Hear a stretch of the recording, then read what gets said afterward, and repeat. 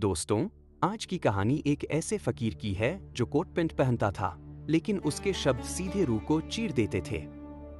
एक बार कुछ तथाकथित बुद्धिजीवी भक्त उस फकीर के पास आए और बोले, फकीर साहब, जरा इन महाराज को देखिए। हजारों साल पुरानी सनातनी परंपरा को जिंदा रखे हुए हैं। वही वेशभूषा, वही श्रृंगार, गले में रुद्राक्ष की मालाएं। और एक आप हैं जो कोट पैंट पहनकर निकल जाते हैं। आप खुद को फकीर कैसे कह सकते हैं? फकीर मुस्कुराया, बोला, चलो आज तुम्हारे इन महाराज के दर्शन हम भी कर लें। जब फकीर वहां पहुंचा तो नजारा कुछ और ही था। ऊंचे ऊंचे शाही सिंहासन, सोने चांदी की चमक और भक्तों की भीड़। फकीर ने महफिल के बीच खड़े होकर जो कहा, उसने सन्नाटा खींच दिया। फकीर बोला, ये साधु नहीं, ये तो कलाकार हैं।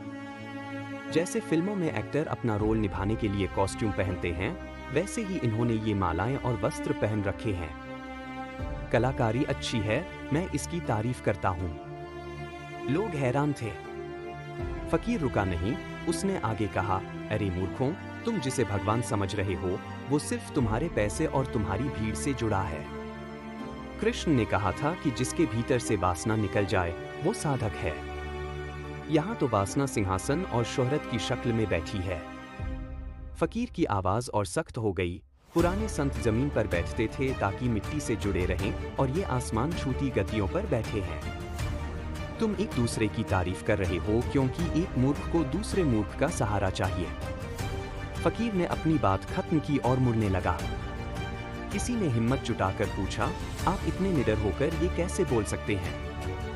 फकीर ने पलटकर एक आखिरी बार किया, मैं इसलिए बोल सकता हूं क्योंकि मुझे तुमसे कुछ चाहिए नहीं और तुम मुझसे कुछ छीन नहीं सकते।